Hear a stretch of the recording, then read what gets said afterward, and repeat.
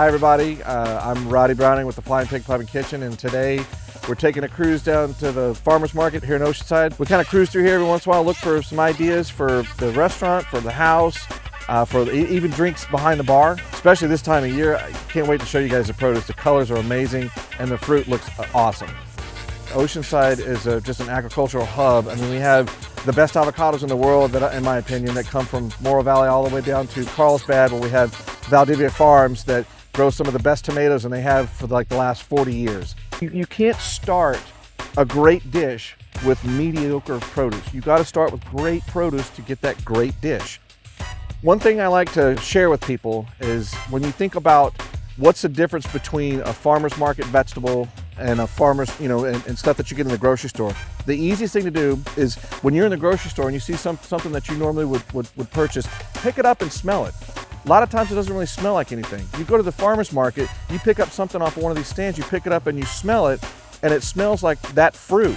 There's just a huge difference in the quality. Now granted, you're gonna pay a little more, but at the same time, it's worth a lot more. It's time that we all kind of wake up and see what's grown locally here for us, right here in Oceanside. And like I said, it's every Thursday, and you see a lot of the same vendors that have been here for a really long time, and it just goes to show, what it is that we're doing here in Oceanside. We grow our own food, so come check it out.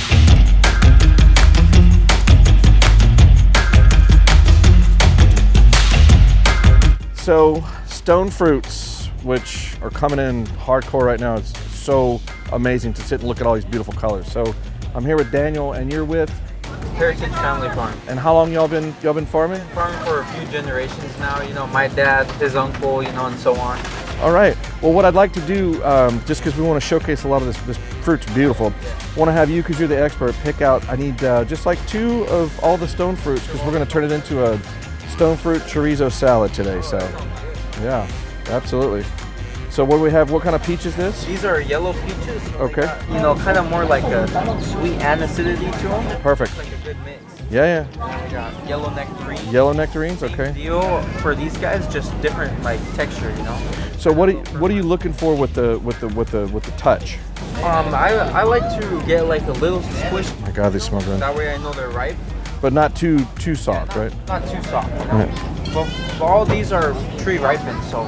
They're all tree ripened, okay. And then these are the white peaches? Yeah, these are the white peaches. These ones are like more just pure sweet, Pure sweet, okay.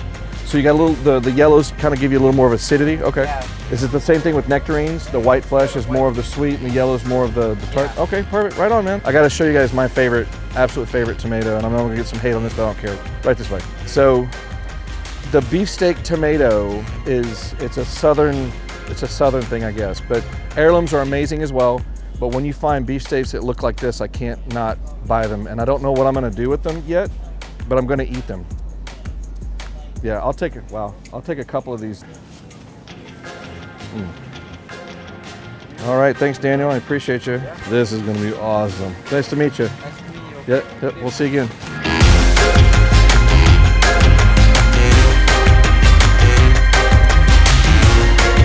So I was hanging out with my friend Matt here, and he looked over and his eyes got big as flying saucers, and he's like, "Oh, kumquats." And I'm like, "All right, I gotta make something for Matt with kumquats."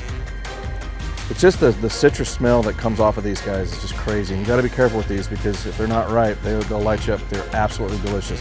So we're gonna pair this with some of these beautiful avocados. I'll take some of your avocados as well, sir. Today's inspiration is probably I'm thinking of like, the kumquat, avocado, and maybe like we have this fabulous octopus that we do at the restaurant, and so I'm gonna kind of come up with a little something to, like I said, to hook up my boy Matt here. Oh my God, hi. My mom used to tell me when I was a kid, she's like, little piece of advice. My mom was full of wonderful advice, but one of the main ones was, you never go to the grocery store hungry. And we all know why, right? Because you buy too much stuff. Well, Ma, I apologize, but I'm gonna completely disagree with you at the farmer's market. And here's why. I don't know if you can see over my shoulder here. This is a fresh crate stand.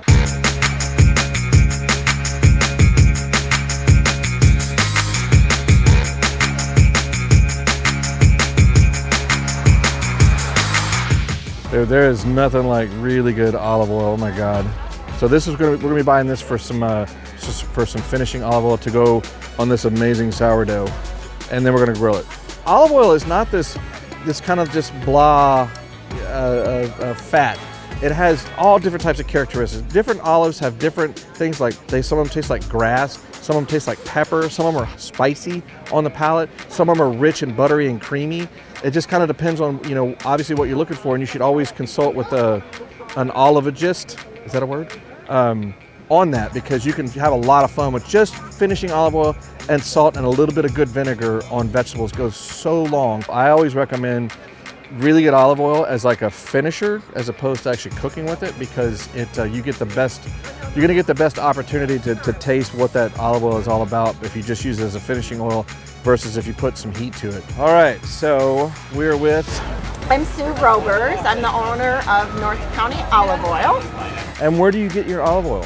Everything is sourced directly from small California growers. Okay. What I do is I buy finished bulk oil, and then I do the blending with other oils to create a... So kind of like a winemaker. Yeah, that's awesome. Yeah, I love it. Well, so one of the camera guys had a question about, like, tell me why should I buy this olive oil versus, you know, a box store olive oil? Well, if you're looking at a grocery store oil, a lot of those oils are oils that are coming from other countries. Right. They might be coming from Tunisia, going into the port of Italy, and being packaged as a product of Italy. Right, yeah. Where it also can have other seed oils and nut oils that are blended in with it. Then it's got to get on a container and get across the ocean, Right. and then it gets into a warehouse, into a grocery store, under fluorescent Labeled, lights. packaged, all that stuff, It yeah. might take a year for that to happen. Wow. And again, you've got a product that is sensitive to UV and age. Because olive oil will last, we'd like to say 18 to 24 months from harvest. Working with the local California producer, it's just like our farmers markets. We're buying directly from the source. Right, keeping the money here. Keeping our money here. We're Yeah. supporting small farmers. Yeah. And we're creating a product that we can get as quickly as we possibly can to our local customers. Freshest product ever. Don't ask me, ask her.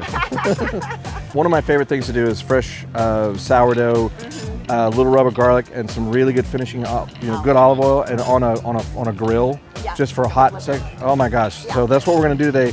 We also went through and bought a bunch of produce as well, so I'm gonna use that for kind of finishing produce. But what I'm looking for is I like kind of like the grassy, peppery, and with a little, with some good texture. Because I'm kind of using it as a showcase, showcase the fresh, the fresh veggies. So You don't want to take away, but you want to have something that can stand up to those. and I love spice, and I just love peppery things. So what would you recommend? I would direct you directly to the Cowgirl. Okay. Reserve. All right. It's a Frantoio olive.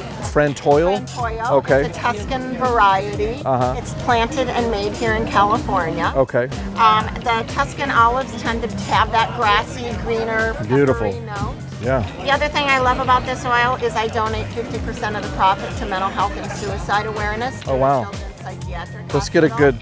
good. This is my passion project.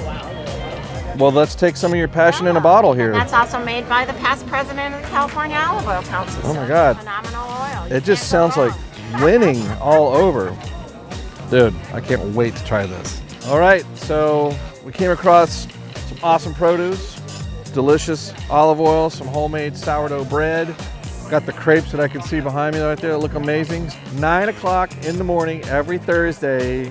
Come down, check it out. This is the best time of year for produce at this farmer's market. We wanted to buy everything, but there's only so much time in a day. We're gonna take this back to the restaurant and see what we come up with for later.